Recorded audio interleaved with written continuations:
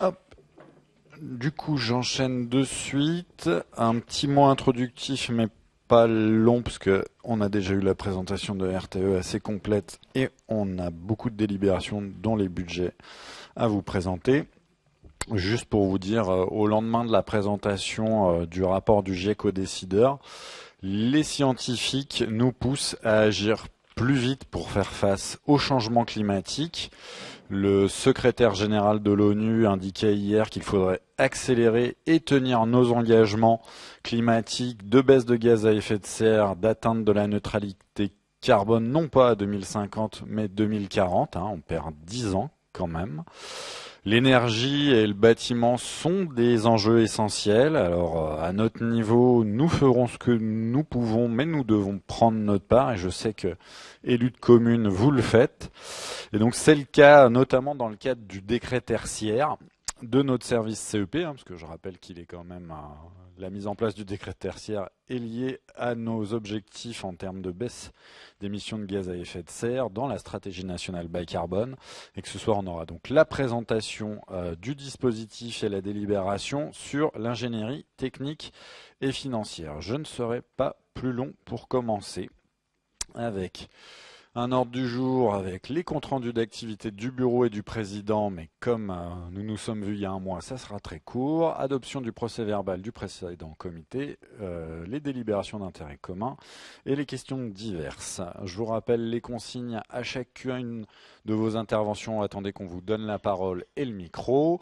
Veuillez vous présenter également en précisant le nom de votre commune. Si vous partez avant la fin du comité, signalez-vous auprès du personnel aux tables d'émargement et remettez votre boîtier de vote. Pour ce qui concerne les pouvoirs, donc Sylvain Godineau de la métropole de Lyon me donne pouvoir, Gilbert-Luc Devinaz de la métropole de Lyon donne pouvoir à Anne Revéran de la métropole de Lyon, Daniel Ségouffin de la commune de Vernaison donne pouvoir à Guy Perrusset de Saint-Symphorien-Nozon, Quentin Balayer de la commune de Lisieux donne pouvoir à Germain Lyonnais de la commune de Quincieux, Michel Castellano de la commune de Meillery donne pouvoir à Jean-Philippe Chaunet de la commune de Communet et Christiane Charnet de la métropole de Lyon donne pouvoir à Pierre-Alain Millet de la métropole de Lyon. Ouverture de la séance, la désignation du secrétaire de séance. Je vois Patrick Beluz, mais il me semble que c'est plutôt Michel Giraud pour la commune de Fleurieux, si je dis pas de bêtises, Michel. Donc c'est bien Michel Giraud et pas Patrick Beluz. Je vous propose d'enchaîner. Prochain slide. Donc, compte rendu de l'activité du bureau. Il n'y a pas eu de bureau depuis le dernier comité. Compte rendu de l'activité du président. Sur la slide suivante, je vais rester assez rapide par rapport à d'habitude. Le 27 février, ma participation au titre du CIGERLI au bureau d'Aura 2E, Auvergne-Rhône-Alpes Énergie Environnement. Le 3 mars, une journée chargée avec un rendez-vous avec l'entreprise Serpollet, avec Sébastien Bonnet, avec l'entreprise Eluxide Marc Eugénie, la société Architecture Réseau Sarez, Monsieur Vanderam, plutôt Messieurs Vanderam, père et fils, le groupe Eclatec GHM, Monsieur Lionel Bertrand, et le 6 mars, rendez-vous en distanciel avec la mairie de Chassieux, notamment avec Nicole Cibeux et les services.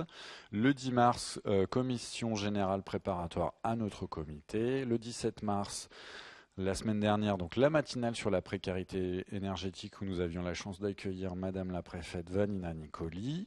Et l'après-midi, un rendez-vous avec la société BC Ingénierie, Monsieur Bergognon, un de nos maîtres d'œuvre. Je vous propose de passer à la suite. Le compte-rendu des décisions du président avec la notification d'un marché global sur la maintenance des installations photovoltaïques du CIGERLI. 13 marchés subséquents de maîtrise d'œuvre partielle liés aux travaux d'enfouissement des réseaux et d'éclairage public. Et des arrêtés au niveau du pôle ressources avec 3 délégations de signature. L'ordre du jour avec les 17 délibérations d'intérêt commun, avec évidemment l'adoption du procès verbal du comité du 22 février 2023, l'approbation des 2 comptes de gestion BP et BA de l'exercice 2022 dressés par le receveur, le budget principal avec le vote du compte administratif 2022, le budget annexe installation photovoltaïque, vote du compte administratif de l'exercice 2022, le budget principal affectation des résultats 2022, l'ouverture d'autorisation de programme et d'affectation 2023, le budget principal, le vote du budget primitif 2023, le budget annexe des installations photovoltaïques, vote du budget primitif 2023, la modification des statuts du 22 décembre 2022, la réduction du délai de sollicitation des communes, la mise en place d'une ingénierie technique et financière pour la rénovation énergétique des bâtiments communaux, un avenant aux conventions CEP pour identifier le périmètre d'intervention bâtiments concernés, une convention d'adhésion CEP pour les CCAS, une convention de prestation de type CEP aux non-adhérents, convention de conseil en énergie partagée CEP de la communauté de communes de la vallée du Garon, la convention de conseil en énergie partagée CEP avec le CIVU de la gendarmerie d'Irigny, et enfin l'adhésion de la commune de Fontaine-sur-Saône au conseil en énergie partagée, ainsi que l'adhésion de la commune de Saint-Germain-au-Mont-d'Or au conseil en énergie partagée. Rappel pour les modalités de vote, délibération d'intérêt commun. Pour la métropole de Lyon, un délégué égale 8 voix. Pour les communes de la métropole de Lyon, un délégué égale 1 voix. Et pour les communes hors métropole de Lyon, un délégué égale 2 voix. Majorité simple des suffrages exprimés, sauf mention spécifique dans les délibérations. La première délibération étant donc l'adoption du procès-verbal de la séance du 22 février 2023. Je vous vois tous prendre vos boîtiers, donc j'imagine qu'il n'y a pas de remarques ni de commentaires. Je vous propose de passer au vote. Le vote est ouvert.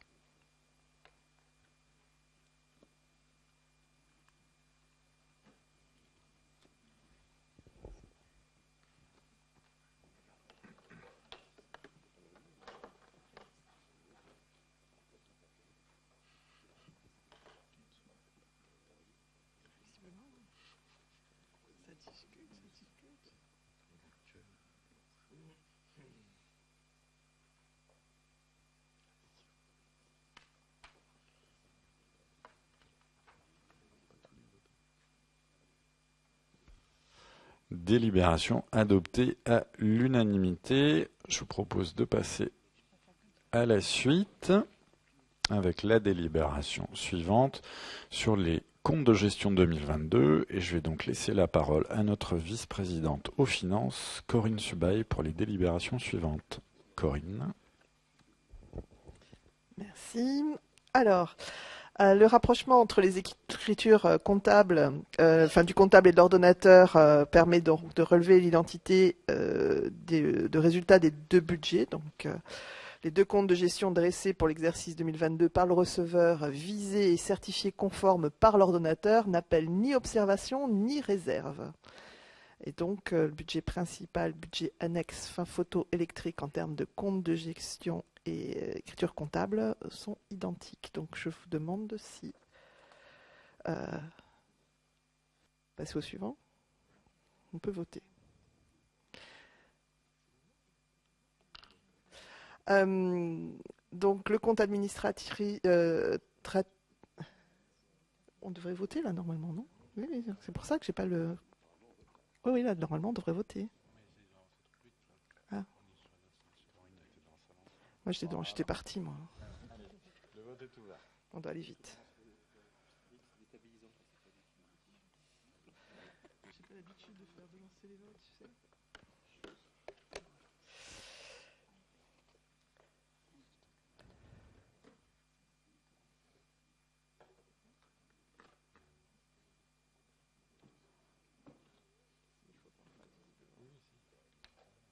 Ouais, c'est réglementaire, on n'a pas trop le choix. C'est pour ça que moi j'étais pour qu'on fasse selon l'Europe.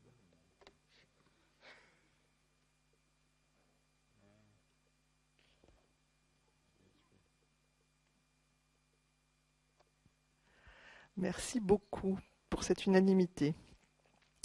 Alors, le compte administratif qui retrace l'ensemble des recettes et des dépenses réalisées en 2022, il permet de vérifier que les dépenses annoncées par le budget primitif sont bien celles qui sont réalisées. En termes de dépenses, alors je vais essayer de vous faire grâce de tous les chiffres. Moi j'étais pour qu'on fasse selon l'Europe, on passe au vote, mais il paraît que c'est pas possible. Donc du coup, je vous ferai quand même quelques chiffres et je vais vous faire grâce des virgules et de tous les chiffres qui sont après, enfin voilà, en tout cas les centimes. Donc pour presque 29 millions, donc un peu plus de 29 millions, presque 30 millions, donc 29 millions 900 000, un peu plus de 29 millions 909 000 en termes de dépenses et en termes de recettes, près de presque 50 millions, donc 49 745 et un peu plus, 49 745. En détail. Alors, on s'aperçoit qu'effectivement, vous avez la variation en relatif. Attention, pour certains chiffres, vous avez des petites sommes, ce qui fait qu'effectivement, la variation relative est relativement peu pertinente. On arrive donc sur les totals en dépenses réelles. Donc, vous voyez sur le réalisé en 2021, un peu plus de 29 millions. 247 000 et sur le réalisé en 2022 un peu plus de 29 799 000, ce qui correspond à une variation entre 2022 et 2021 d'un peu moins de 2%. Après, ce qui est derrière, c'est ce qui correspond aux dépenses d'ordre, donc ce qui est peut-être plus pertinent, c'est l'aspect dépenses réelles. Après, avec l'écriture, on en arrive à 36 millions, un peu plus de 36 553 000 en 2021 et 29 909 000 en 2022. Si on passe à la diapo suivante, en ce qui concerne les recettes, pareil en détail, si on regarde les recettes réelles de fonctionnement, on arrive à un peu plus de 52 995 000 pour le réaliser en 2021 et un peu plus de 49 745 000 sur le réalisé de 2022, ce qui correspond à une baisse de 6% entre 2021 et 2022. Si on tient compte des recettes d'ordre, on voit que ces chiffres passent de 55 millions à 49 millions. Un peu plus à chaque fois, bien entendu. S'il y en a qui veulent que je dise tous les chiffres, ils me le disent. Hein. Ils se signalent. Non, c'est bon. Je ne sais pas pourquoi, je m'en doutais un peu. En termes de résultats de fonctionnement, donc, on a un solde positif d'exécution de fonctionnement pour 2022 de 19 835 000. Un résultat antérieur reporté de 472 595.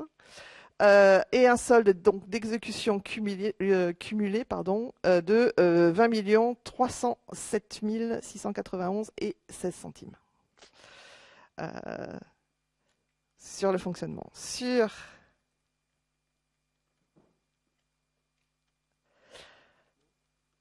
la section d'investissement, on a en termes de dépenses un peu plus de 44 millions en termes de vue d'ensemble, les restes à réaliser représentant un peu plus de 16 millions.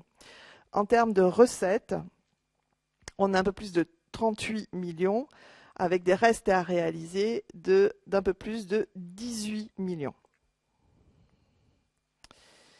Sur le détail sur l'investissement, donc on retrouve en 2021 le réalisé en dépenses réelles d'investissement, un peu plus de 46 millions, alors qu'en réalisé 2022, on a un 42 millions, ce qui représente moins 8,22%. Tous ces chiffres-là, je vous les ai déjà donnés lors du ROB.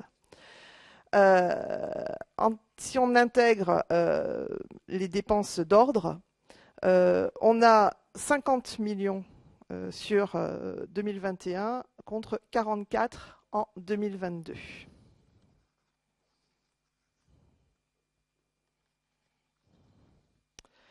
En ce qui concerne les recettes, toujours sur l'investissement, donc en 2021, on a un peu plus de 33 millions contre presque 37 en 2022.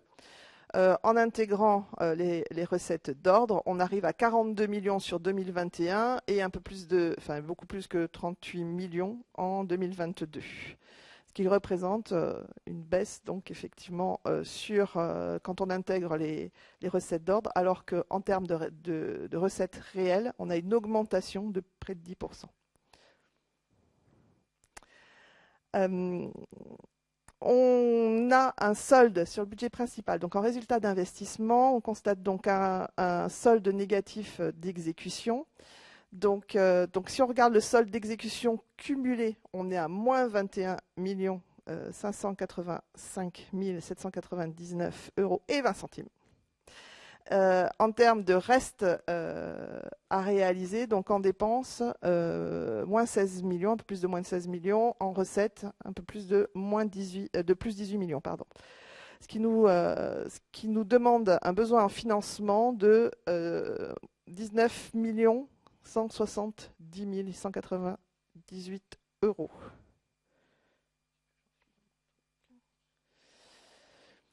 Donc, la parfaite concordance des résultats de clôture du compte administratif et du compte de gestion, la nécessité d'affecter une partie du résultat de fonctionnement, donc un solde négatif d'exécution cumulé de la section d'investissement augmenté du solde négatif des restes à réaliser, soit 19 170 198 euros. Donc, il vous est demandé de bien vouloir adopter le compte administratif de l'exercice 2022 du budget principal et d'approuver l'affectation des résultats. On peut lancer le vote. Ah, pardon, excusez-moi avant, excusez-moi, est-ce qu'il y a des questions? Moi, je vais vite. Hein.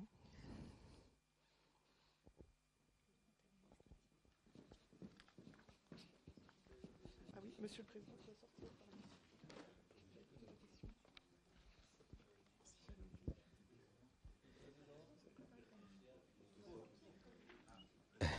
Oui, il peut rester pour les questions. Bonsoir à tous, merci pour la présentation. Ma question, alors j'ai pas été souvent là parce que c'était mon collègue. Ah oui, pardon, Marc Dubief-Bron. Ma question est peut-être une question de Béotien, parce que c'est mon collègue Hervé Thibault qui venait plus régulièrement que moi. Mais j'ai envie de dire à quoi a servi l'argent, quoi, l'investissement. Voilà, quelles sont les principales réalisations grâce à cet argent public? Moi, c'est un peu ce que j'ai besoin de savoir. C'est le point important. Et puis, deuxième point, qui est une question plus technique, c'est les restes à réaliser sont importants. Dans des opérations d'infrastructure comme les nôtres, on imagine bien que c'est pas toujours facile. Et aussi savoir si ça tend à augmenter ou à diminuer d'une année sur l'autre, que cette somme de 16 millions, qui est des financements pour des choses qui ne sont pas encore réalisées, qui vont venir et qui nécessitent, qui impactent la section d'investissement d'une manière importante. Voilà. Donc une grosse question, et puis d'autres plus techniques. Le président ne peut pas vous répondre, donc c'est Jean-Philippe Chaunet qui va vous répondre directement sur la première question, et je pense que je vais passer mon micro. J'ai touché le bouton.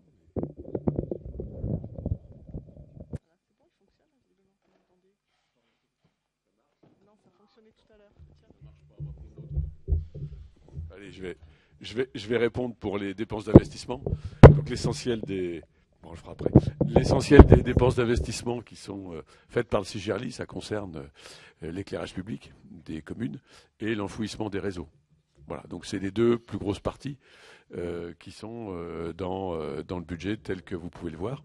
Voilà, donc c'est des dépenses comme tous les ans, c'est pour ça que ça bouge pas beaucoup, parce que les communes demandent à peu près toujours le même niveau d'investissement. Voilà. Et donc pour l'année dernière, on a eu une part qui était quand même plus importante que les années passées sur l'éclairage public, puisqu'on a eu beaucoup de rénovation, et c'était le début du parc d'éclairage public des communes pour passer en LED. Je ne sais pas si ça vous suffit comme réponse. Parce que j'ai pas les chiffres exacts, donc des différentes parties. Mais c'est vrai qu'on les avait mis dans le débat d'orientation budgétaire. Donc du coup, on les a passés la dernière fois, ces chiffres-là. Alors, on peut vous le remettre là pas ici, du coup. Pour la deuxième question, plus petite, ça me donne l'occasion de faire la transition sur ce qu'on va faire tout à l'heure, c'est-à-dire qu'on va passer en APCP, ce qu'on n'était pas. Et donc effectivement, c'est pour ça que vous avez des restes à réaliser qui actuellement sont relativement importants. Sur les grands investissements, si vous voulez, après derrière, on peut peut-être vous présenter un petit peu ce qui a été fait, reprendre ce qui a été présenté pour l'Europe aussi.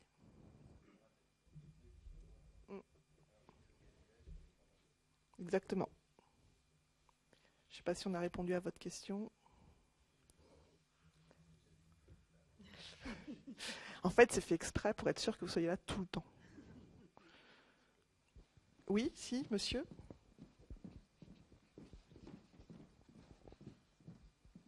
Merci. Patrick Joubert, Collonges Mondor.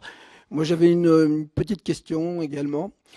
S'agissant des frais de personnel, j'étais un peu surpris de voir la progression de près de 16%. Alors, vous avez probablement une raison à cela. Merci.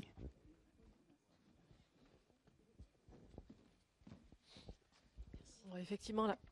Je ne sais pas si ça. Si. Ok. Oui, effectivement, il y avait un gros impact sur les évolutions principalement réglementaires de 2022. Donc, on en avait un peu évoqué sur le gel de points d'indice, sur les augmentations liées au SMIC, sur un certain nombre de points. Elle inclut aussi l'évolution du GVT des agents et de la masse salariale non pourvue en 2022 aussi, qui ont été reportés. Parce que vous savez qu'on a aussi des petits problèmes pour trouver les recrutements. Donc, on a un certain nombre de postes qui n'ont pas été pourvus et qui sont reportés. Voilà, il y avait ces éléments-là principalement d'ordre réglementaire qui ont impacté pas mal la masse salariale. C'est vrai que ça fait des volumes importants, mais après le poids reste vraiment très correct pour une structure de cette taille. Même si on la compare avec d'autres syndicats, ça reste tout à fait correct.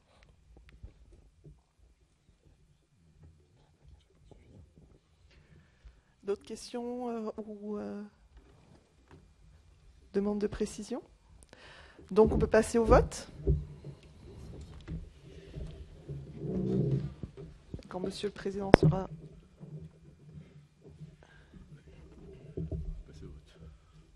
sorti. Si on peut ouvrir le vote.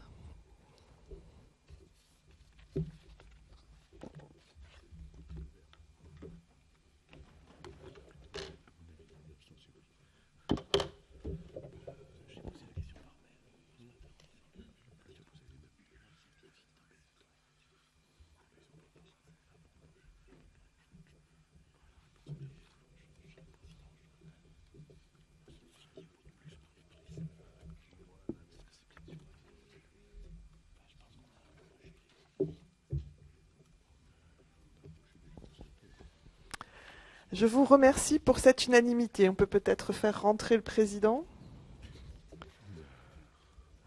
Où on parle du budget annexe photovoltaïque.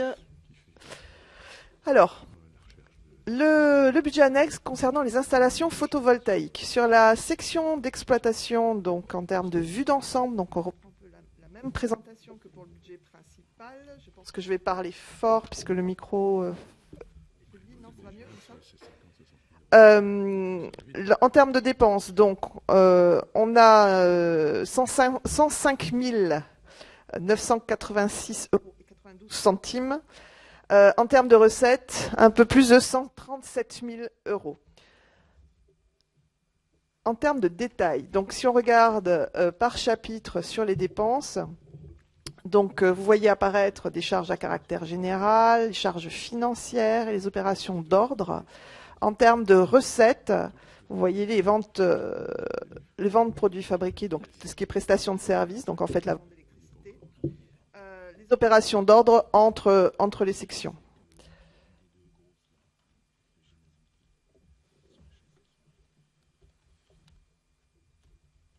En termes de résultats d'exploitation, donc on a un solde positif d'exécution d'exploitation pour 2022 de 31 664,25 €. Un solde d'exécution cumulé Donc, en utilisant le résultat antérieur reporté de 2021, donc le solde d'exécution cumulé arrive à 37 815 euros et 92 centimes. Sur la section d'investissement, on a en vue d'ensemble, donc sur le côté dépenses, donc 70 147 euros. En termes de recettes, 103 160 euros. Ce qui nous amène en détail, donc en termes d'emprunt, un peu plus de 52 000 euros, d'opérations d'ordre, un peu plus de 17 000 euros. En termes de recettes, la dotation, le fonds divers et les réserves, un peu plus de 12 000 euros. Et en ce qui concerne l'amortissement, un peu plus de 90 000 euros sur les opérations d'ordre. Ce qui nous amène à un solde positif d'exécution d'investissement pour 2022 de 33 000, d'un peu plus de 33 000, enfin de 33 012 euros et 61 centimes, avec un résultat antérieur reporté de 2021 de moins 12 564 euros et 6 centimes. Ça nous amène à un solde d'exécution cumulé de 20 448 euros et 55 centimes. Est-ce qu'il y a des questions? Oui.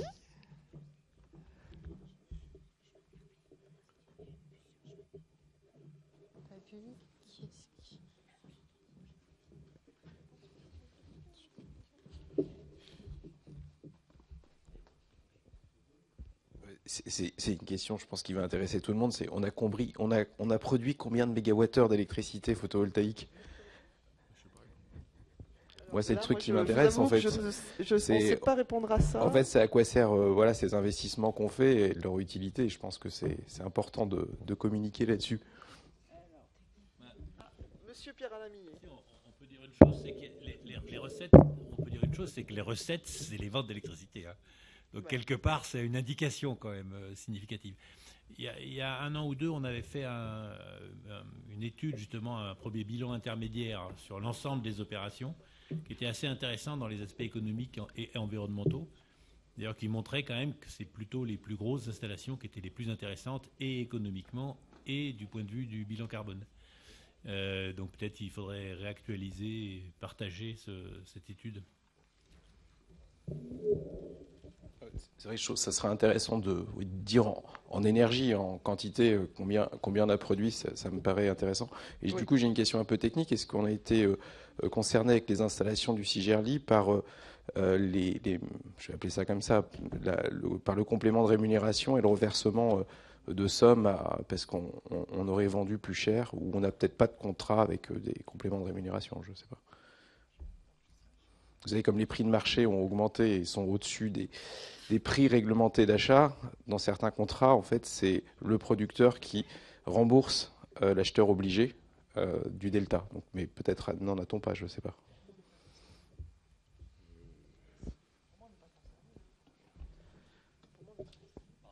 Pour moi, on n'est pas concerné. Maintenant, on pourra revérifier ça. Mais en revanche, aussi sur votre première question, on va la noter parce qu'effectivement, c'est intéressant de pouvoir le signifier. Ouais.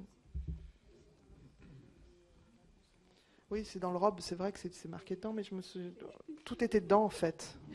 Je vous avoue que je ne connais pas par cœur le ROB.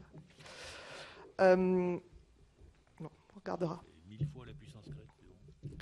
Est-ce qu'il y a d'autres questions? Désolé de ne pas pouvoir répondre directement du coup. Très bien. Eh bien, on peut passer au vote. La parfaite concordance des résultats de clôture de compte administratif et du compte de gestion. Donc, il vous est demandé de bien vouloir adopter le compte administratif de l'exercice 2022 du budget annexe. Je pense que c'est ça.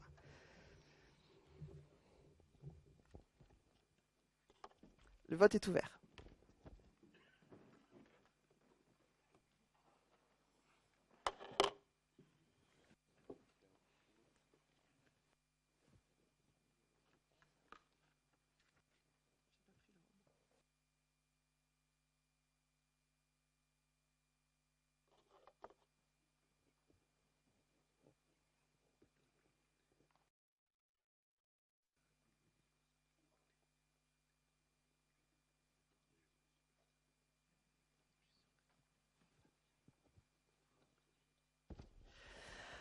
Merci beaucoup pour cette belle unanimité.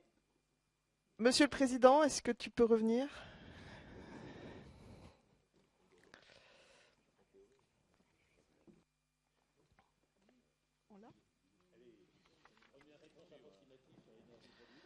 Alors, visiblement, on a un scoop sur l'Europe. Merci à Nathalie Maman. Je l'ai trouvé sur le site internet du CIGERLI. 350 kW crête, donc vous mettez 1000 heures par an, quoi. Ça vous fait 350 MWh. Un peu plus de 1000 heures, on va dire 400. Oui, mais... ça donne un ordre de grandeur. Donc, affectation du résultat de fonctionnement du budget principal, donc du fonctionnement 2022 au budget principal. Le résultat d'exercice, donc de plus 19 835 000. Résultat antérieur reporté de plus 472 000, ce qui nous ramène à un résultat affecté de plus de 20 307 000. Sur l'investissement, un solde d'exécution d'investissement de moins 21 millions, un solde des restes à réaliser de 2022 de plus 2 415 000, un besoin, ce qui nous amène à un besoin de financement de 19 170 000, ce qui nous fait un report en fonctionnement en termes de recettes de plus 1 137 493 € et 16 centimes. Est-ce qu'il y a des questions? Non. Tu veux refaire le vote? Tu veux reprendre le micro? Donc, le comité syndical reporte le solde d'exécution d'investissement ligne codifiée D001 pour 21 587 799 € et 20 centimes au budget primitif 2022 du budget principal. Affecte le résultat de fonctionnement comme suit au budget primitif 2023 du budget principal. En réserve d'investissement, recette du compte 1068 pour 19 170 198 €. En report de fonctionnement, ligne codifiée R002, résultat de fonctionnement reporté pour 1 137 493 € et 16 centimes. On peut passer au vote. Le vote est ouvert.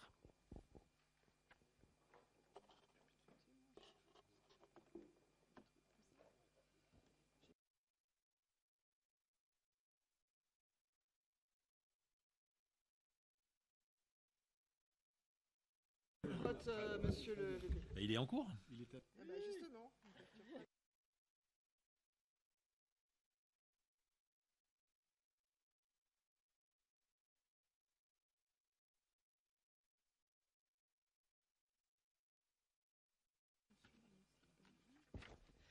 Merci beaucoup pour cette unanimité. Merci d'ailleurs au service d'avoir apporté sous ce travail et cette unanimité, la preuve et le remerciement des services financiers en particulier, Nathalie Maman et toutes les personnes qui travaillent activement à faire nos comptes.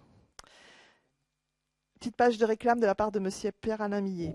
Oui, donc c'est juste pour dire, donc petite réclame sur le site, vous avez les chiffres clés, un petit document synthétique, et donc c'est 324 MWh. Voilà, et vous avez aussi la conso gaz si vous voulez. Mais bon, voilà, tout est en ligne.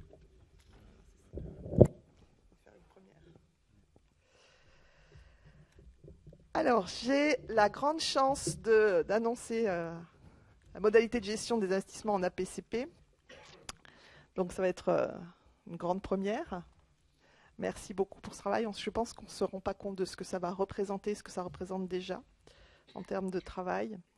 Donc en termes de gestion pluriannuelle, on va essayer de gérer plus efficacement, donc on ne va pas essayer, on va le faire. On va gérer encore plus efficacement les dépenses d'investissement liées aux interventions pluriannuelles. N'inscrire chaque année que les montants des crédits nécessaires au règlement des factures et réduire, donc en fait ça va répondre aussi à votre question sur les restes à réaliser, donc on va les réduire. Et bien entendu, ajuster l'emprunt aux dépenses réelles de l'année. Donc c'est pour ça qu'on va mettre en place cette année cette modalité de gestion pour des projets d'investissement qui sont planifiés dès 2023 et en matière de dissémination coordonnée des réseaux et d'éclairage public. Donc le périmètre de l'autorisation de programme 2023, donc vous avez l'échéancier qui vous est présenté. Sur le programme de dissimulation coordonnée des réseaux, une affectation de 15 400 000 euros. Pour le programme d'éclairage public, 9 300 000. Pour l'autorisation de programme au total, donc sur les deux programmes, ça nous a fait une somme complète de 24 700 000. Vous voyez l'échéancier. Donc pour 2023, 60% vont passer en crédit de paiement. 2024, 30%, 2025, 5% et 2026, 5%. Donc le règlement budgétaire et financier va préciser les modalités de gestion de cette enveloppe pluriannuelle pour en assurer un suivi bien entendu efficace.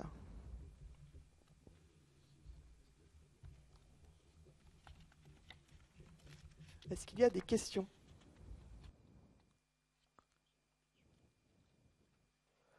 Donc tout va bien, la plupart d'entre vous êtes rodés à cet exercice. Merci. Je ne sais pas si c'est une bonne nouvelle pour les services en revanche. Donc vote de l'autorisation de programme, affectation par programme. Ah, j'ai une question à gauche. Je ne sais pas si Jean-Philippe est à l'extrême gauche, mais non, juste une remarque. Si on fait la démarche APCP, donc une démarche pluriannuelle, je pense que c'est intéressant dans la relation avec les communes et une approche pluriannuelle de leur demande au CIGERLI, évidemment. Il y a une relation, hein, le CIGERLI ne fait que ce que les communes lui demandent de faire. Donc il faut sans doute travailler cette relation en pluriannuel.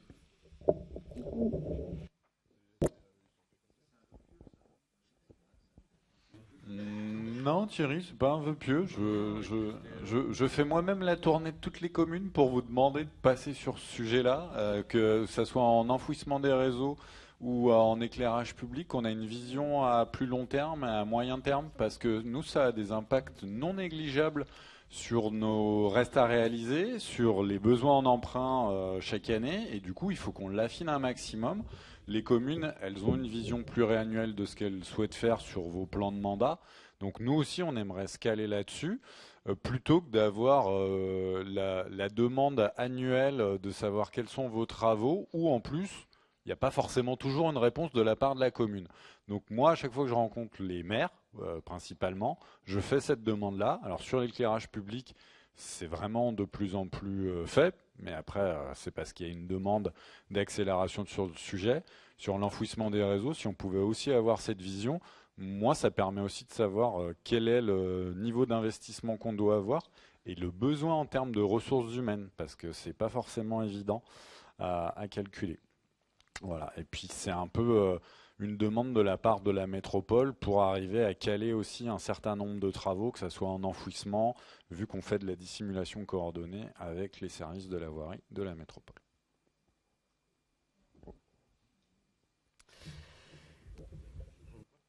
Donc on peut passer au vote. Donc vote de l'autorisation de programme, affectation par programme selon les échéanciers prévisionnels et le règlement budgétaire et financier. Donc montant de la première autorisation de programme, donc 2023-01, donc DCR EP, donc 24,7 millions d'euros. Affectation de cette autorisation de programme sur 2 programmes distincts. Le vote des échéanciers correspondants, vote du règlement budgétaire et financier. Donc, il vous est demandé de bien vouloir voter les modalités de gestion des investissements DCR EP. On peut passer au vote. Le vote est ouvert.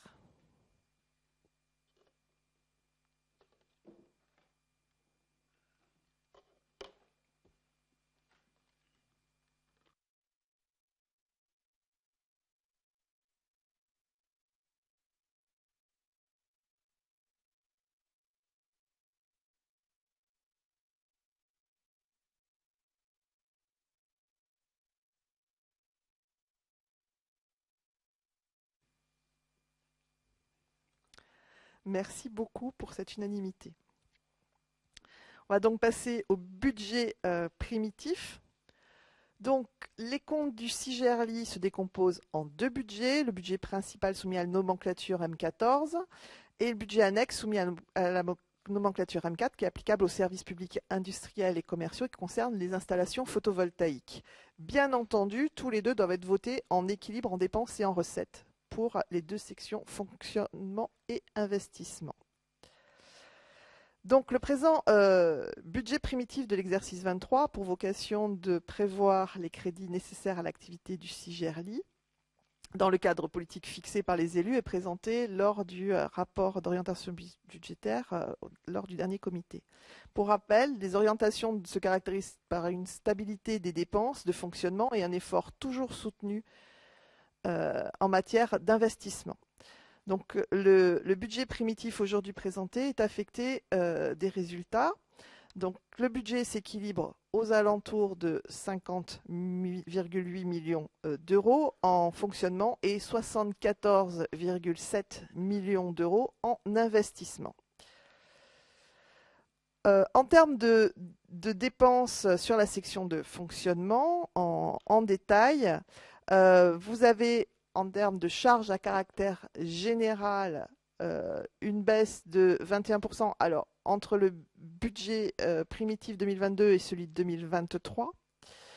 Les charges de personnel qui passent de 2,7 millions à 3,4 millions. Les atténuations de produits qui restent à 16 millions et qui ne bougent pas. Les autres charges de gestion courante qui passent de 76 à 133 000 euros. Les charges financières aux alentours d'1 478 000. Les charges exceptionnelles, j'en parle pas, elles ne bougent pas. Donc le virement de la section à la section d'investissement qui est prévu de 21 millions. Ce qui nous amène effectivement en total, en termes de dépenses de fonctionnement, à un budget primitif de 50 856 005 euros et 44 centimes. Ce qui correspond à une variation entre 2023 et 2022 de 1%. Si on regarde le côté recettes de la section de fonctionnement, donc l'excédent antérieur donc reporté de 1 137 000, l'atténuation de charges de 7 000 euros, les produits de services de 352 000 euros, les impôts et taxes de 16 262 000, la dotation de 28 694 000, les autres produits de 4 403 000, nous amène à un total de 50 856 005 euros et 44 centimes, comme je vous l'ai dit tout à l'heure. Une variation donc aussi de plus 1% forcément. En ce qui concerne la section d'investissement maintenant, les dépenses. Donc, solde d'exécution de 21 585 000, un peu plus, 799 euros, comme ça je veux le dire. Les opérations patrimoniales de l'ordre de 2 millions, les subventions d'investissement de 350 000 euros, les remboursements d'emprunts d'un peu plus de 15 millions, les immobilisations corporelles de plus de 109 000 euros, les immobilisations corporelles cette fois de 142 800 euros, les immobilisations en cours de 18 024 000 euros, les autres immobilisations financières de 6 000 euros, les opérations pour compte de tiers de 646 000 euros, les restés à réaliser de 16 millions nous amènent à un total des dépenses d'investissement de 74 795 620 euros et 45 centimes, soit une baisse de 4% par rapport au budget primitif de 2022. En ce qui concerne les recettes, donc le virement de la section de fonctionnement de plus de 21 millions, les produits de décession de 1 800 000 euros, les opérations d'ordre entre sections de 136 000 euros, les opérations patrimoniales de l'ordre de 2 millions, L'excédent de fonctionnement capitalisé de 19 millions, la FCTVA de 2,8 millions, les subventions d'investissement de plus d'1 million, les emprunts à dette de plus de 6 millions, les autres immobilisations d'1,5 million et les opérations pour compte de tiers de 644 000, les restes à réaliser étant de 18 millions, nous amène un total de recettes d'investissement de 74 795 620 € et 45 centimes. Donc une baisse de moins 4%. Est-ce qu'il y a des questions? Oui.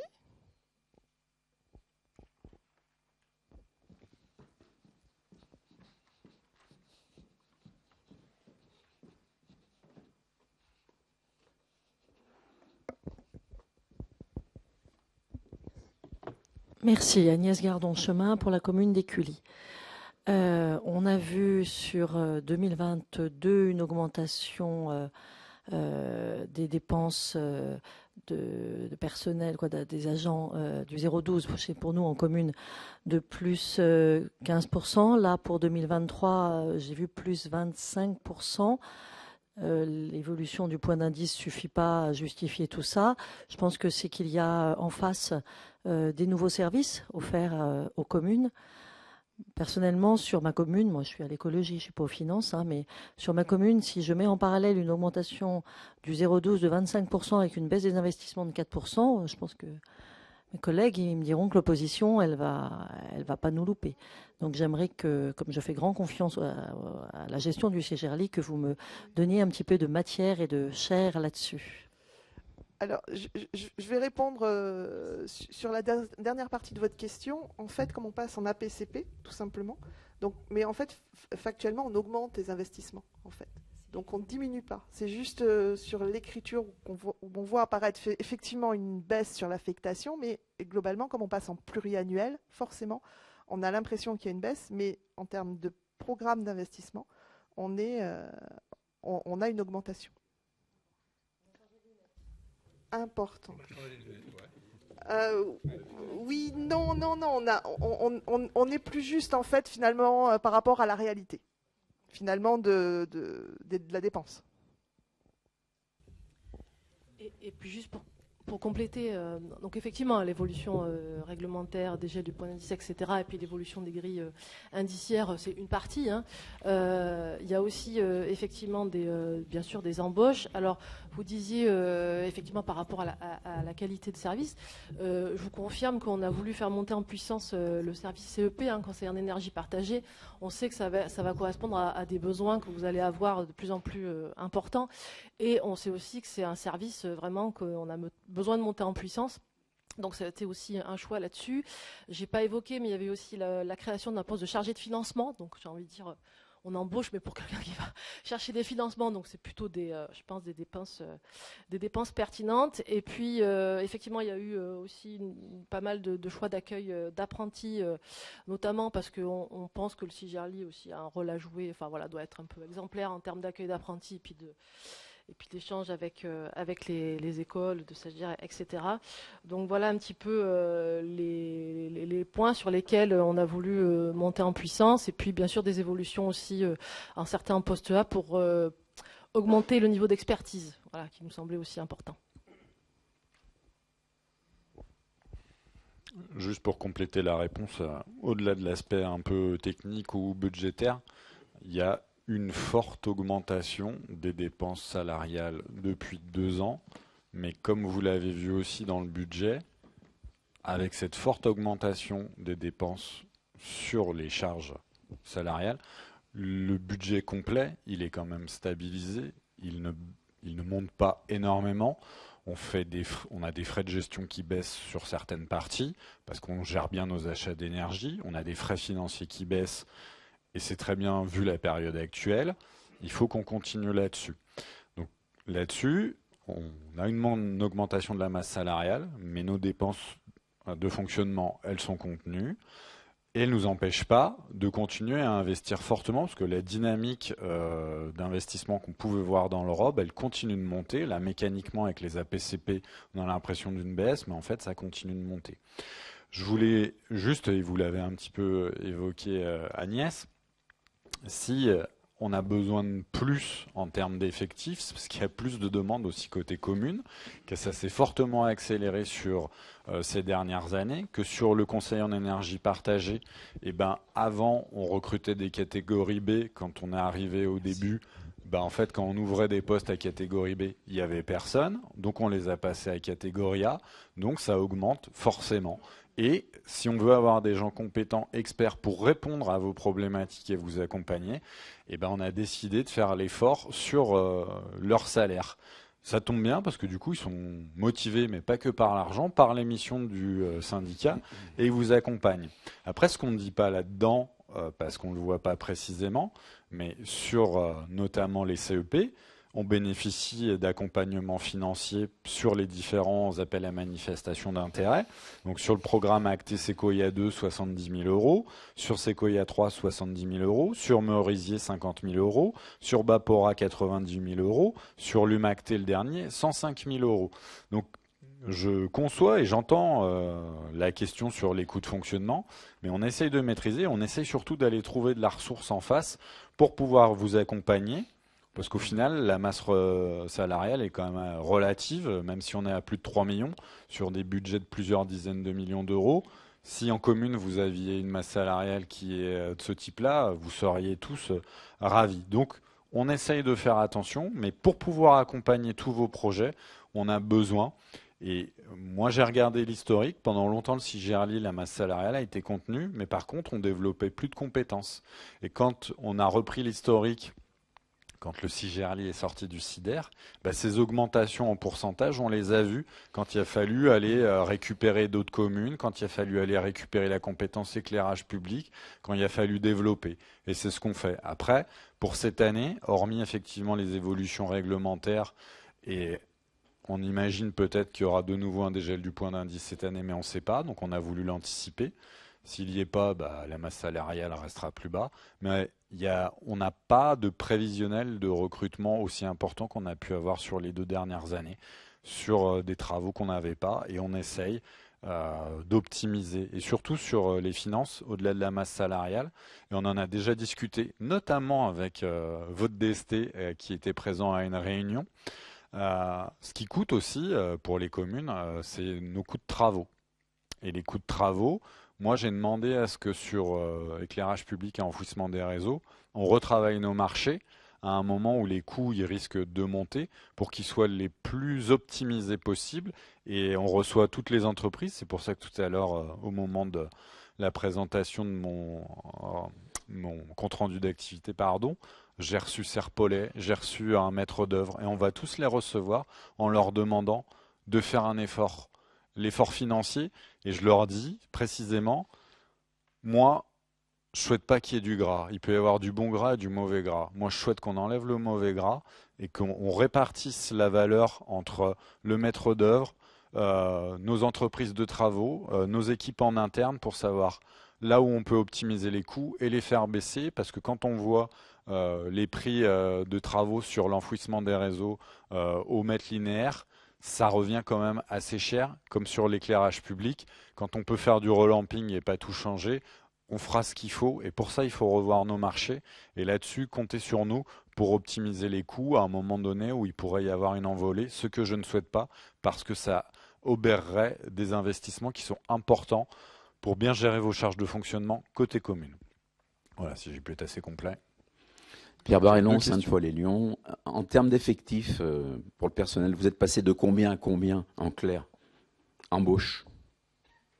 Moi, j'ai pas les chiffres précis d'une année sur l'autre. Je crois que ça doit être écrit sur l'Europe, mais on a passé la cinquantaine. On doit être à 54, 55. 50 personnes de plus. Comment? Non, c'est l'effectif total. Ouais, ok, mais combien de personnes? J'entends pas votre question, Monsieur Barrellon. Combien de personnes en plus embauchées? Par rapport à quelle année? D'une année sur l'autre. Là, sur 2022-2021,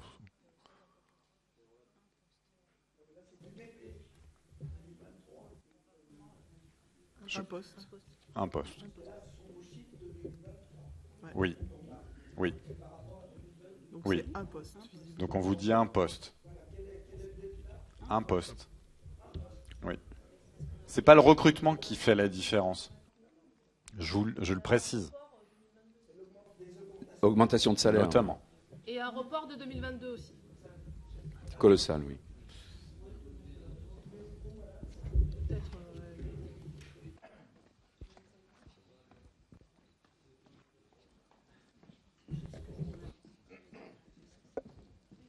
Merci, madame. Alors, si vous permettez, alors Collonges-Mondeur, Patrick Joubert. Alors, j'avais la même question que madame, et puis le complément de monsieur. J'ai bien compris ce que vous avez dit, vous l'avez expliqué, mais enfin, il est tout à fait normal, moi, en ce qui me concerne, en tous les cas, et je ne suis pas le seul, quand on voit un delta pareil, c'est 24%, c'est une augmentation importante. Vous nous avez expliqué pourquoi. Il y a eu des augmentations donc, de salaire, voire des primes, je ne sais pas, peut-être des primes dues à l'inflation, je ne sais pas. Bon, en 2022 et en 2023, pour 2023, le budget primitif donc annonce encore une hausse assez importante. Mais enfin, vous avez répondu, je n'ai rien à redire là-dessus. Maintenant, il y a une chose, hein, cela dit, quand vous avez expliqué par rapport à d'autres charges, les charges de personnel, c'est une charge récurrente. Les charges à caractère général, ça l'est un peu moins. Donc, c'est beaucoup plus volatile. Donc, si vous voulez, l'un ne compense pas l'autre. Personnellement, je ne le vois pas comme ça. Et la question que je voulais vous poser, justement, ces charges à caractère général ont fortement baissé. Donc, ce qui a compensé la hausse des charges de personnel. Mais encore une fois, je ne veux pas les opposer, puisque c'est deux choses qui sont vraiment distinctes. Pouvez-vous nous dire pourquoi les charges à caractère général ont tant baissé ? Alors, les charges à caractère général, elles ont baissé par notre bonne gestion des achats d'énergie, ce que j'ai précisé tout à l'heure. Donc, c'est ça qui fait que nous avons baissé. Voilà.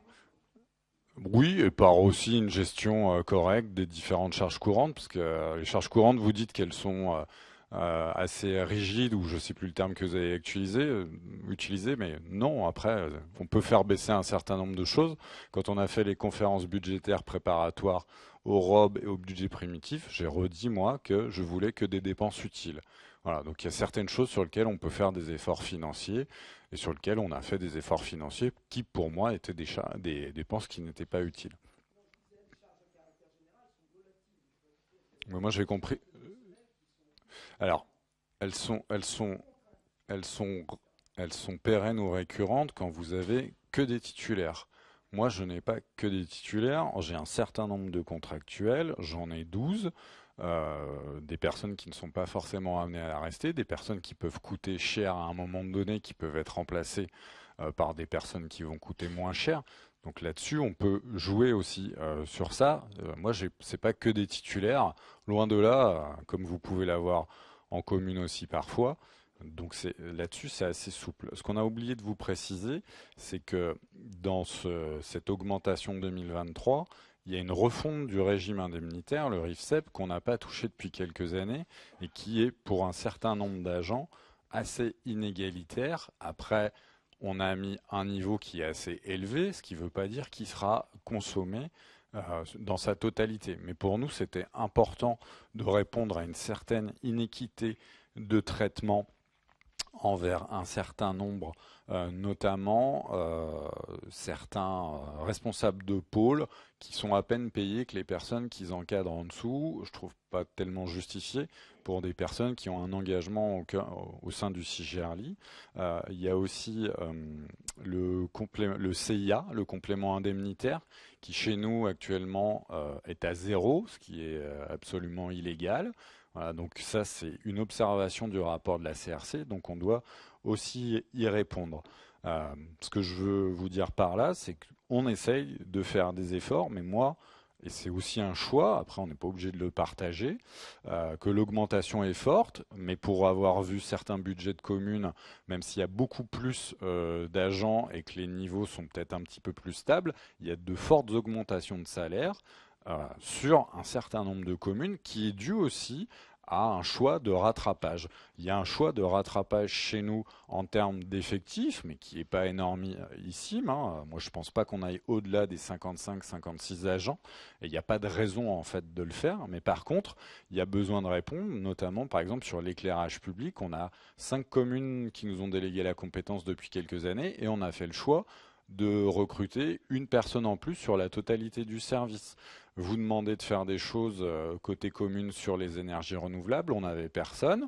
On a embauché que fin 2022, début 2023, une personne. Si moi je veux vous offrir une qualité de service, il faut aussi que j'ai des agents. Et ça reste quand même, je le répète, limité en termes de masse salariale sur l'ensemble du budget. Et le but, c'est vraiment de vous accompagner. Voilà. Marc.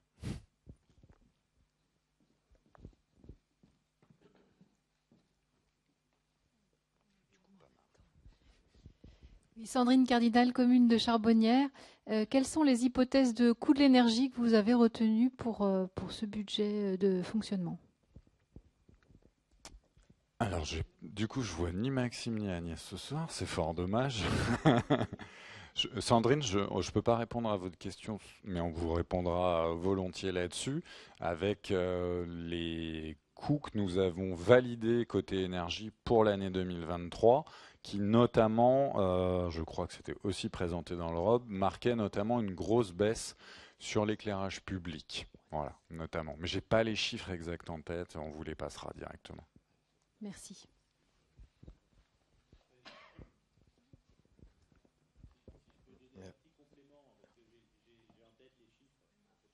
J'ai en tête les chiffres concernant ma commune. Alors, c'est pas forcément sur tous les mêmes lots et tous les mêmes marchés, mais les contrats d'achat d'énergie de 2023, ils ont été topés au CIGERLI, donc ils sont connus aujourd'hui. On n'a pas d'incertitude sur 2023. Et globalement, on est sur plutôt des prix assez stables sur les LEC et sur une hausse limitée. Chez moi, c'est 14 sur le gaz. Donc, là, je vous donne les chiffres. C'est pas forcément exactement les mêmes pour tout le monde, hein, parce que c'est pas les mêmes marchés, les mêmes lots. Mais ça donne une idée, et en tout cas, c'est connu et stable. Il n'y a pas d'incertitude.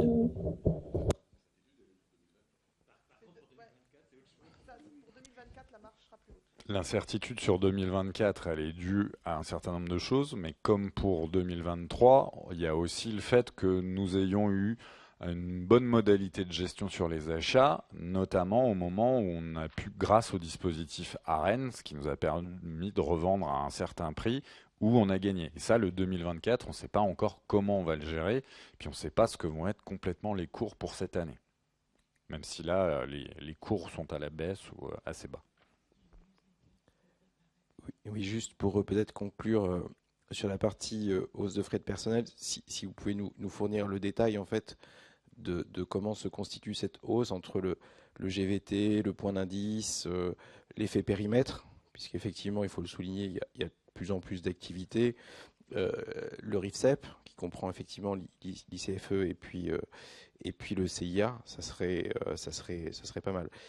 J'avais une question sur le produit de cession de mémoire.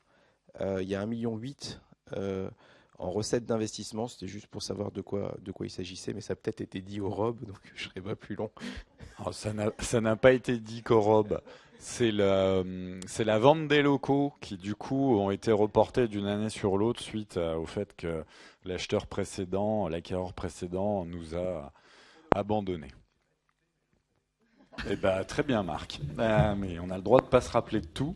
Et du coup, pour l'écart, on fera passer les informations, mais par contre, elles ne seront pas complètes parce que le RIFSEP, il n'a pas été voté. C'est un estimatif comme le CIA, mais on vous transmettra les éléments quand on les aura. Mais du coup, il y a une partie estimative. Oui. Damien Paume pour la mairie de Dardilly. Ce qui serait intéressant aussi qu'on puisse avoir, c'est les heures affectées au projet. Vous disiez qu'il y a de plus en plus de demandes des communes. Je pense qu'il y a un suivi aujourd'hui qui existe et qu'on puisse voir effectivement comment les heures affectées finalement sont en augmentation, ce qui pourrait imaginer effectivement et montrer pourquoi il y a des recrutements. Oui, c'est une très bonne remarque. J'en profite aussi pour en termes de En termes de travaux, il y a une évolution, parce que pendant très longtemps, le Cigerli, c'était des travaux d'enfouissement et un petit peu d'éclairage public. Travaux d'enfouissement, c'est des gros travaux, c'est des grosses opérations, du coup il y en a quand même moins. Et là vous voyez sur l'évolution du ROB et des budgets qu'il y a de plus en plus de travaux en termes d'éclairage public, sauf que les travaux en éclairage public, ça demande beaucoup plus d'études pour certaines réalisées en interne, c'est des plus petits, ça demande un travail qui est plus important. Sur le CEP aussi, c'est beaucoup d'heures de passer à vous conseiller, à se mettre sur des champs qui n'étaient pas des champs auxquels nous travaillons. Notamment, on s'est mobilisé sur la sobriété pour vous accompagner et on compte aller plus loin dessus. Donc, il y a aussi tout un champ de travail qui n'était pas réalisé. Mais on peut vous donner ça, notamment parce que comme on bénéficie des appels à manifestation d'intérêt, on doit rendre compte sur ces subventions-là. Donc, on pourra notamment donner les heures CEP pour que vous voyez à quoi ça correspond et que vous verrez aussi de plus en plus qu'on va sortir un certain nombre d'études et ça fera le lien avec la délibération sur la mise en place d'une ingénierie technique et financière, parce que plus il y aura d'études de réaliser sur vos bâtiments et plus on pourra vous accompagner sur de la rénovation. Voilà. Eh bien, merci pour vos différentes questions et vos différentes remarques. S'il n'y en a pas d'autres, on va pouvoir passer au vote. Donc un vote par chapitre. Les sections de fonctionnement et d'investissement sont présentées en équilibre, comme le demande la réglementation. Il vous est donc demandé de bien vouloir voter les crédits par chapitre tels que présentés. Le vote est ouvert.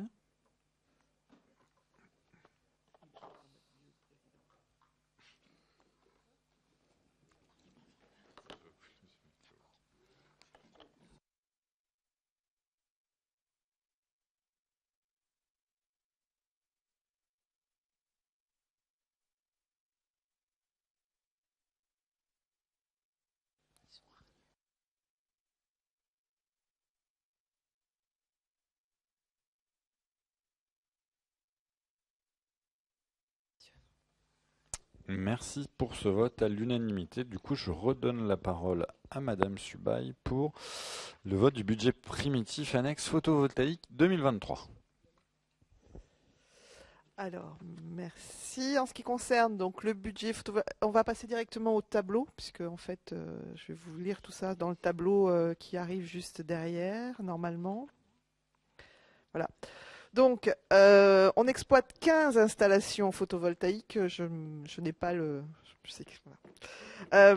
Qui sont sur certains bâtiments des communes. Alors, peut-être que certains sont représentants des fameuses communes sont là et peut-être pourront nous donner effectivement combien elles produisent.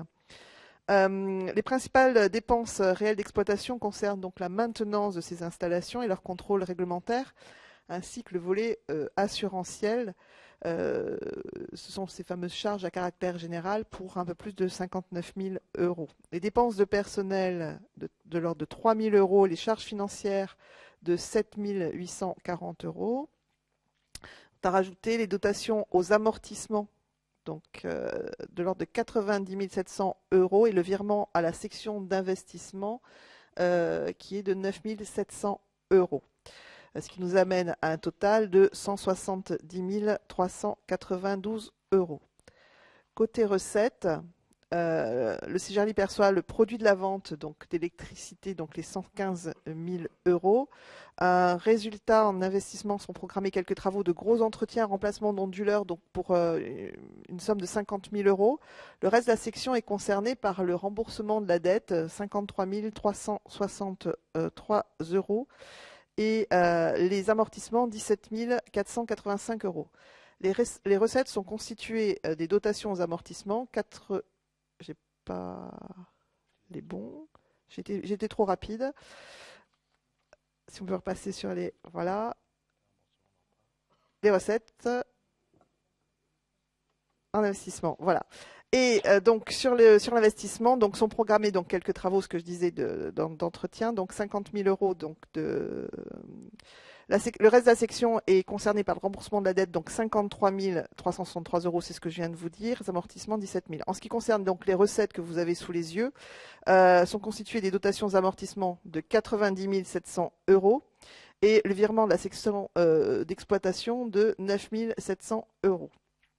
Ce qui nous ramène à un total de 120 848 € et 55 centimes.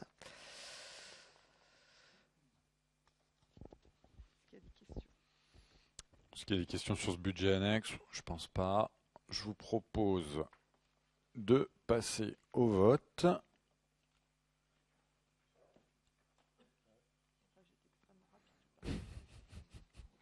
Le vote est ouvert.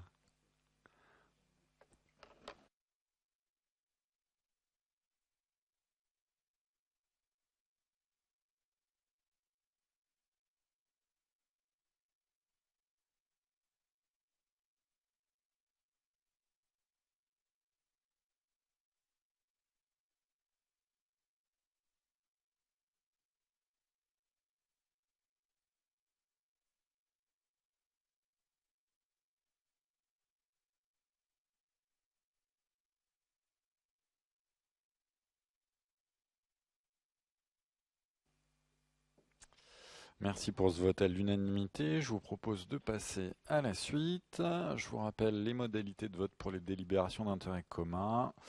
Sur la modification des statuts, Métropole de Lyon, un délégué égale 8 voix. Les communes de la métropole, un délégué égale 1 voix. Les communes hors métropole de Lyon, un délégué égale 2 voix. Majorité renforcée avec adoption aux 2/3 des suffrages exprimés.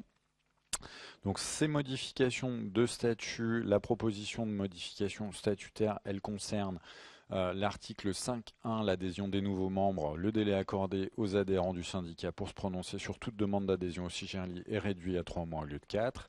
Et pour l'article 5-2, transfert de compétences, le délai accordé aux adhérents du syndicat pour se prononcer sur toute demande de transfert de compétences est réduit à 3 mois au lieu de 4. L'idée étant d'aller un petit peu plus vite pour les communes qui souhaitent transférer la compétence ou pour l'adhésion de nouveaux membres, sachant qu'on vous demande de délibérer en commune et que la plupart du temps, il n'y a pas cette délibération-là. Donc si on peut gagner un mois, ça satisfera tout le monde. Donc il est proposé aux membres du comité de bien vouloir approuver l'abaissement à 3 mois du délai accordé aux adhérents du syndicat pour se prononcer sur toute demande d'adhésion au syndicat, d'approuver l'abaissement à 3 mois du délai accordé aux adhérents du syndicat pour se prononcer sur toute demande de transfert de compétences émanant d'un de ses membres, d'adopter les modifications statutaires telles que décrites ci-dessus et de prendre acte que cette modification n'entraîne aucune modification des articles 6 et 7 des statuts déterminant les modalités de gouvernance.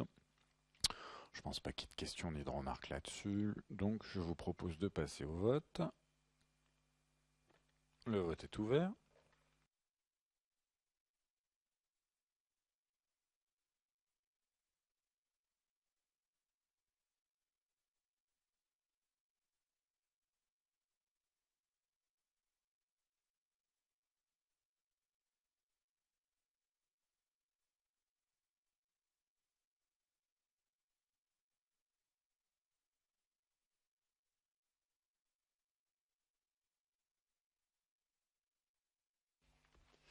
Merci pour ce vote à l'unanimité. Je vous propose de passer à la délibération suivante. Délibération très importante. La télé s'éteindra donc automatiquement. Sélectionnez OK pour que la télé reste allumée. Est-ce que la technique peut me sauver la vie?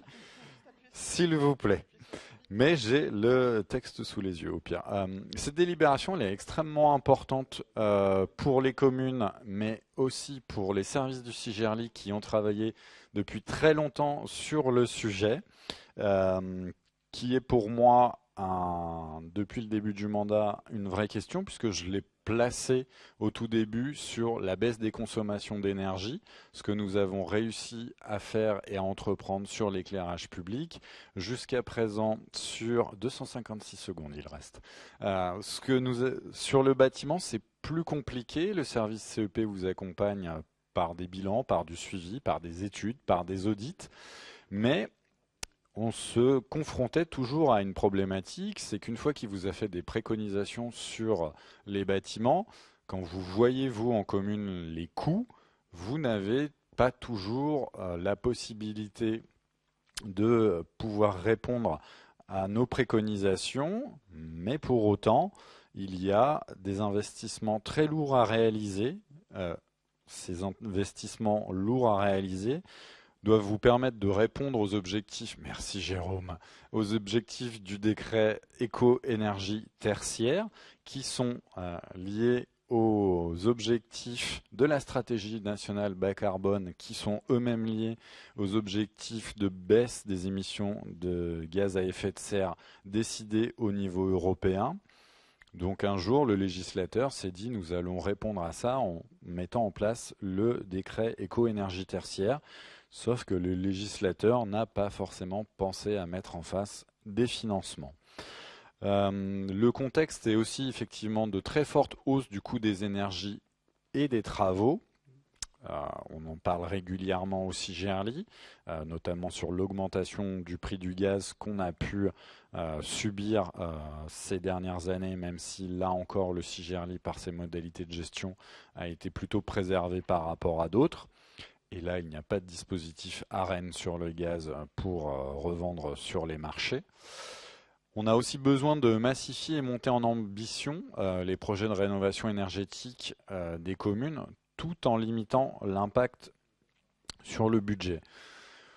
Pour moi, c'est un dispositif extrêmement important qu'on vous montre ce soir, qui a déjà fait ses preuves dans un autre département dans notre pays, qui est le département de la Vienne, qu'on a été rencontré cet été pour comprendre comment ils ont monté ce dispositif et sur quoi ils l'avaient assis pour pouvoir accompagner les nombreuses communes de l'ensemble du département de la Vienne. Donc on a décidé de mettre en place cette ingénierie technique et financière, mais on a décidé aussi de mettre en place des critères sur les projets. Donc en tout premier lieu, il faut que les bâtiments qu'on accompagne soient assujettis au décret tertiaire, parce que tant qu'à faire, si vous devez baisser les consommations sur un certain nombre de bâtis, autant que ce soit ceux qui soient réglementaires et assujettis au décret tertiaire. Dans les typologies de bâtiments, on va trouver les écoles, les équipements socioculturels, les gymnases, les mairies. La liste n'est pas exhaustive, mais le patrimoine des communes pouvant être extrêmement varié, il est quand même souvent majoritairement sur des écoles et des gymnases, peu importe la taille des communes. On a décidé de vous accompagner pour répondre aux objectifs du décret tertiaire. Donc les projets se doivent être ambitieux en termes d'économie d'énergie, à minima 40% d'économie d'énergie, qui est le premier seuil du décret tertiaire, et à minima 3 postes de travaux.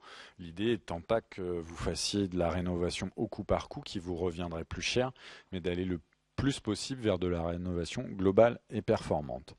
Il y a un besoin d'accompagnement du CIGERLI sur de l'ingénierie financière et technique, et donc de la réhabilitation globale intégrant majoritairement de la rénovation énergétique. Mais il se peut que pendant ces travaux de rénovation, on puisse en profiter pour faire d'autres types de travaux. Je pense notamment aux accès PMR que vous devez réaliser sur vos bâtiments.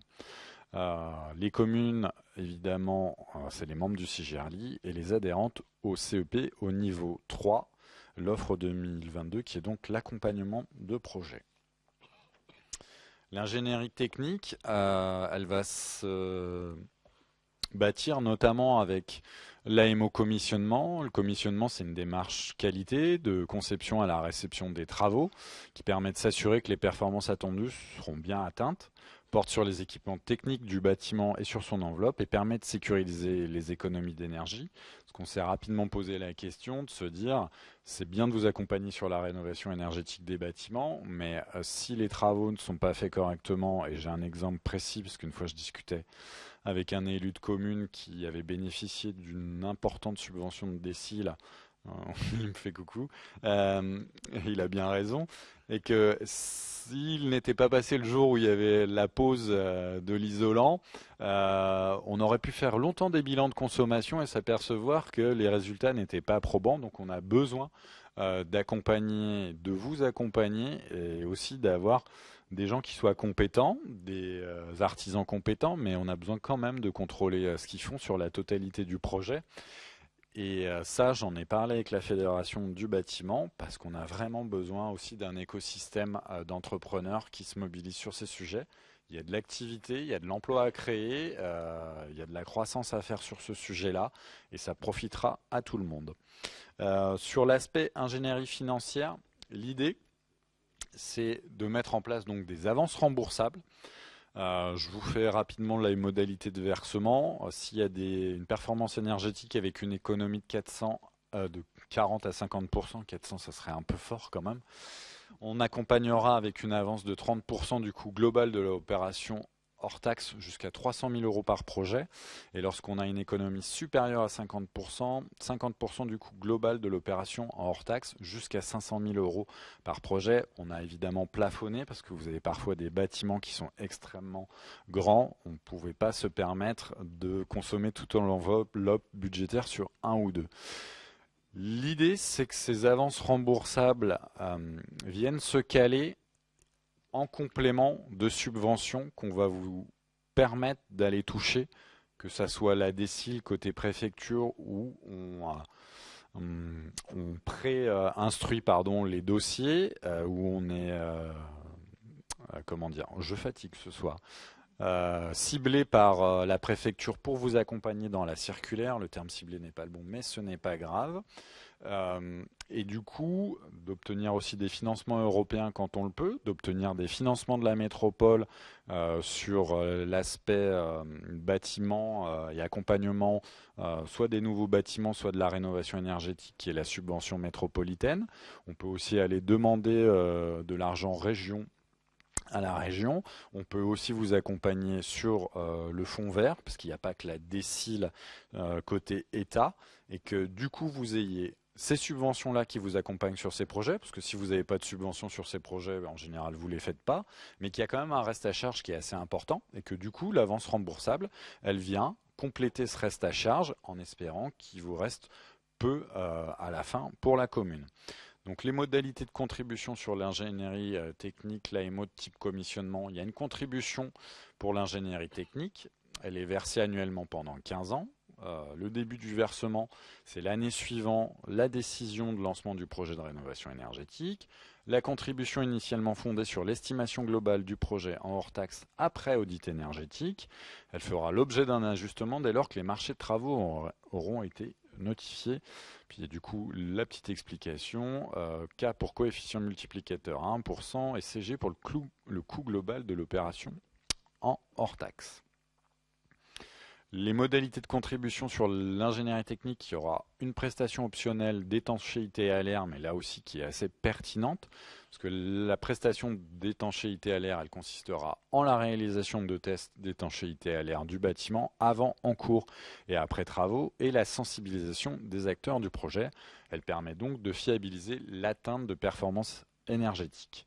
La contribution pour la prestation optionnelle d'étanchéité à l'air, c'est le remboursement à l'euro de la prestation payée par le CIGIRLI et facturée une fois le service fait.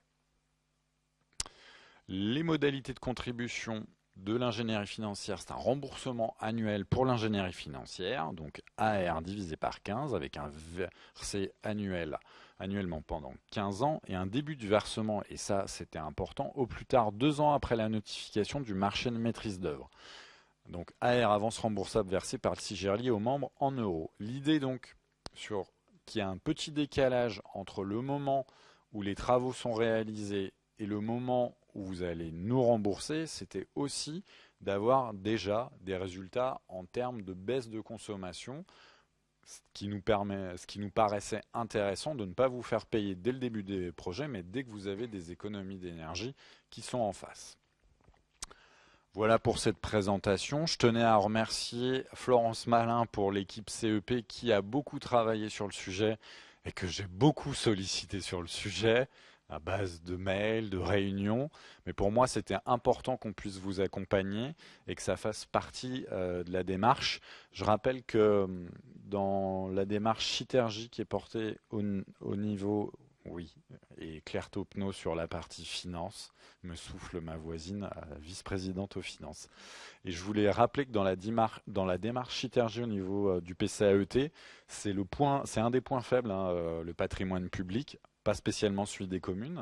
La métropole doit aussi avoir sa part sur les collèges, mais on est assez en retard sur le sujet là, et que des rénovations énergétiques permettront d'avoir moins de consommation, et si on a moins de consommation, on pourra aussi ajuster vos besoins en chauffage, et que là aussi on pourra aussi revoir et être plus performant, et que l'énergie qu'on consomme pas, on ne la paye pas, donc c'est relativement important.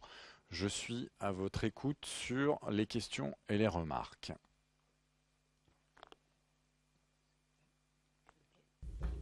Sauf si vous restez bouche bée, ce qui semble être le cas. Donc dans ce cas-là, je vous propose de passer au vote. Le vote est ouvert.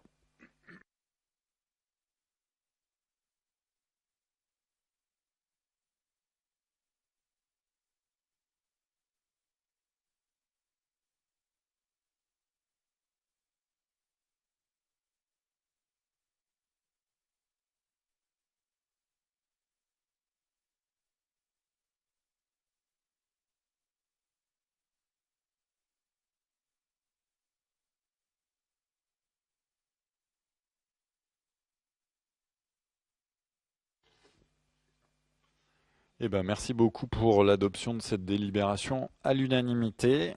J'espère qu'on pourra faire un maximum de bâtiments dans les années à venir et rendre performants les centaines de patrimoines publics que vous avez à jurer. Oui. Je vous propose de passer à la suite, de laisser la parole à notre vice-président à la transition énergétique, Philippe Guelpa-Bonaro, sur un certain nombre de délibérations CEP. Merci Monsieur le Président. Donc la première délibération, c'est un accompagnement des non-membres et des CCAS. Donc en termes de contexte, des prestations sont réalisées pour des non-membres ou des bâtiments non communaux, ainsi que pour des CCAS qui sont des personnes morales actuellement incluses dans les conventions CEP des communes. Il y a un enjeu à préciser juridiquement et financièrement ces interventions, ne pas faire surporter au syndicat le coût d'un accompagnement d'un non-membre, ne pas faire non plus de distorsion de concurrence aux entreprises et rester dans un caractère accessoire de ces prestations. Donc on proposera un avenant à la convention CEP pour identifier les bâtiments propriétés des communes et fiabiliser les périmètres d'intervention. Ça n'a pas d'impact sur la tarification. 61 communes en offre CEP sont concernées et 4 communes, donc CEP 2022, et 4 communes en CEP 2019 sont aussi concernées. Est-ce qu'il y a des questions? S'il n'y en a pas, on peut passer au vote. Donc, pour approuver le projet d'avenant aux conventions, pour inscrire la recette correspondante au budget principal de l'année, autoriser le président à signer ces avenants et il est rappelé que les coûts des prestations resteront les mêmes pour les communes.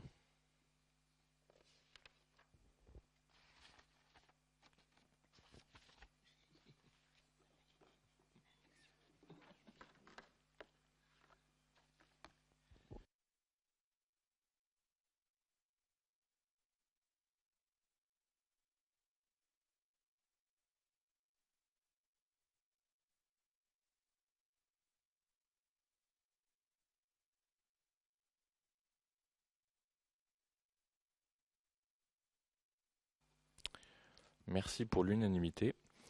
La délibération suivante concerne des conventions CEP des CCAS.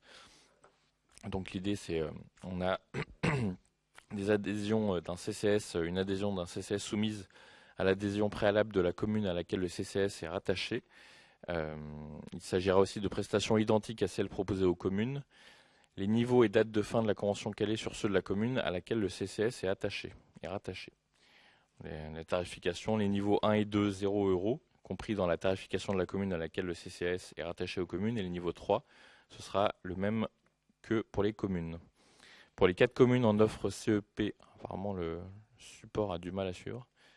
Pour les 4 communes en offre CEP 2019, un courrier leur sera envoyé pour les informer que le service CEP n'intervient que sur les bâtiments dont elles sont propriétaires. Est-ce qu'il y a des questions ? On peut passer au vote.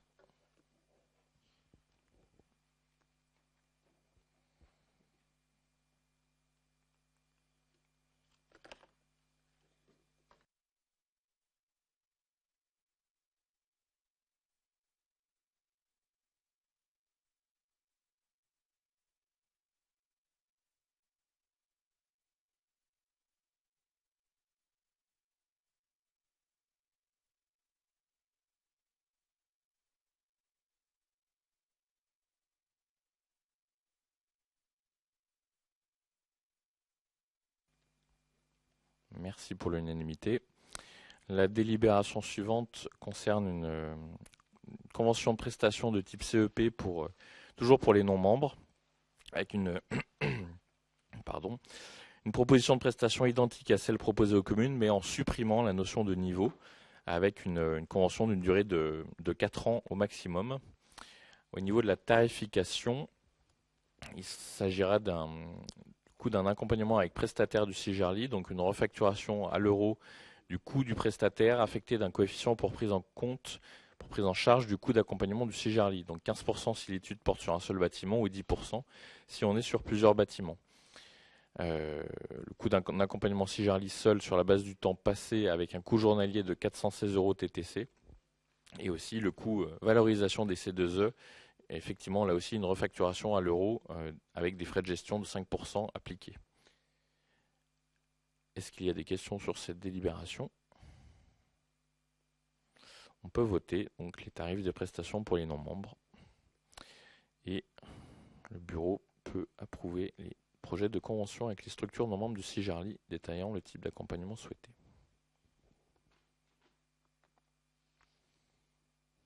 On peut lancer le vote.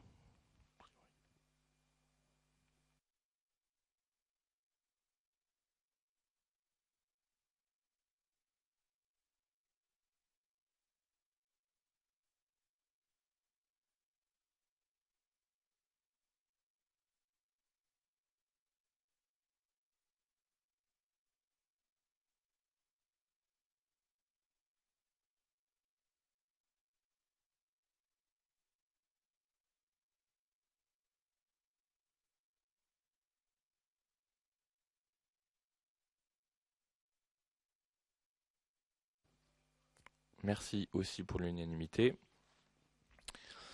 La convention suivante, toujours sur le CEP, mais avec cette fois la communauté de communes de la vallée du Garon, avec ici une mise en place d'un contrat d'exploitation pour les équipements de chauffage, ventilation, climatisation des bâtiments de la Comcom de la vallée du Garon, en groupement de commandes avec Brignais, Chaponneau, Miry et Vourles.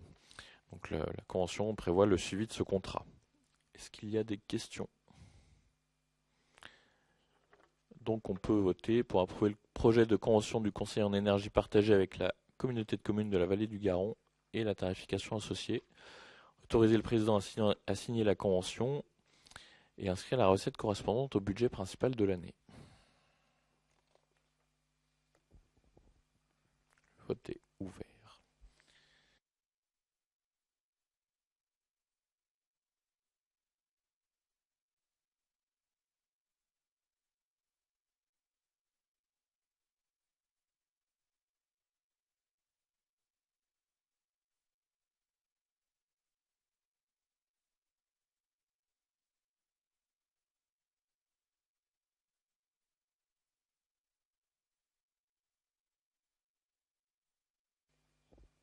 Merci pour l'unanimité.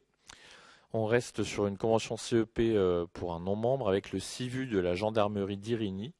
Et donc cette convention porte sur la réalisation d'audits énergétiques des locaux d'habitation et des locaux professionnels de la gendarmerie d'Irigny.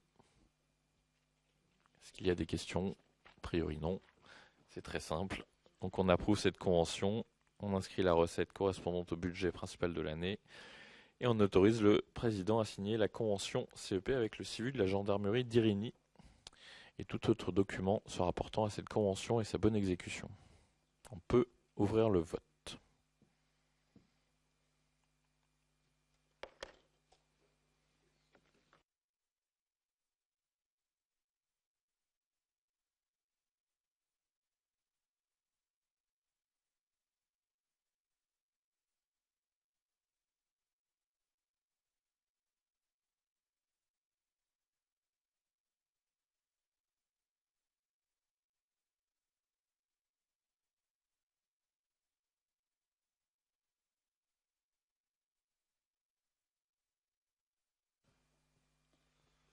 Merci pour cette délibération adoptée à l'unanimité. Les deux dernières délibérations, alors vous n'avez pas l'habitude de les voir passer parce que normalement les adhésions des communes au service CEP, au dispositif CEP, pardon, on les passe en bureau, mais comme il n'y a pas eu de bureau dernièrement et qu'on ne veut pas retarder le travail et l'acceptation avec les communes, on a donc proposé de le passer en délibération à ce comité. Donc c'est juste la commune de Fontaine-sur-Saône qui adhère au dispositif Conseil en énergie partagée. Donc on vous propose d'approuver l'adhésion de la commune de Fontaine-sur-Saône à la nouvelle offre du Conseil en énergie partagée et m'autoriser à signer la convention CEP, les annexes annuelles et tout autre document se rapportant à cette adhésion. Je ne pense pas qu'il y ait de questions ou de remarques, donc je vous propose de passer au vote. Le vote est ouvert.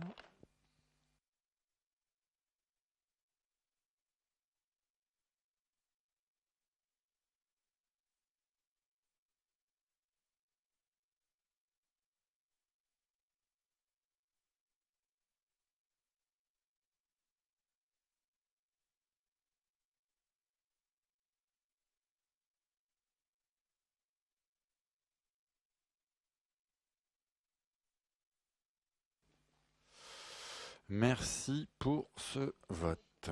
Et du coup, la dernière, encore une adhésion au dispositif CEP pour la commune de Saint-Germain-au-Mont-d'Or. Cette fois-ci, il est proposé aux membres du comité de bien vouloir approuver l'adhésion de la commune de Saint-Germain-au-Mont-d'Or à la nouvelle offre de conseil en énergie partagée et de m'autoriser à signer la convention CEP, les annexes annuelles et tout autre document se rapportant à cette adhésion à la bonne exécution de la convention.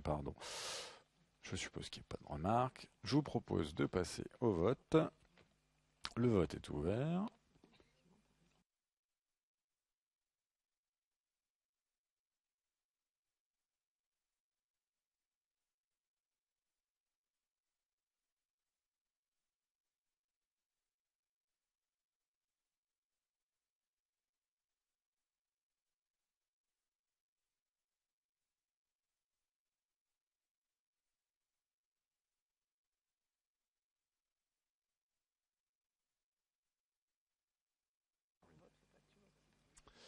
Merci pour le vote de cette dernière délibération. Y a-t-il des questions diverses?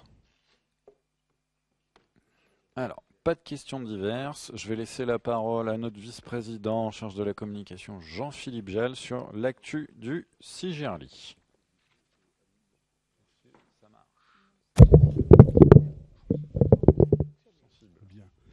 Alors, rapidement, donc l'actualité du CIGERLI pour les prochains événements. 25 avril, mardi visite spéciale éclairage public avec une halte. Le programme est en cours d'élaboration avec une halte vraisemblablement dans le Val-de-Saône. Le 7 juin, prochain comité à Communet, donc hors métropole.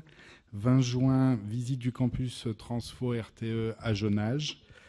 Et vous rappelez à vos services communication de bien s'abonner à la page Facebook du syndicat pour pouvoir voir l'actualité, mais aussi les missions et les projets du CIGERLI que vous pouvez aussi décupler dans vos communes.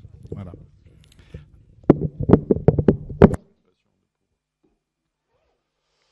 Merci à toutes et tous. Je vous propose de passer à notre petit moment convivial. Merci de votre attention. Et je remercie encore les services pour tout le travail, notamment sur l'aspect finance, parce que ça demande beaucoup. L'organisation de ce comité à Fleurieux et la mise en place d'une ingénierie technique et financière. Merci à toutes et tous.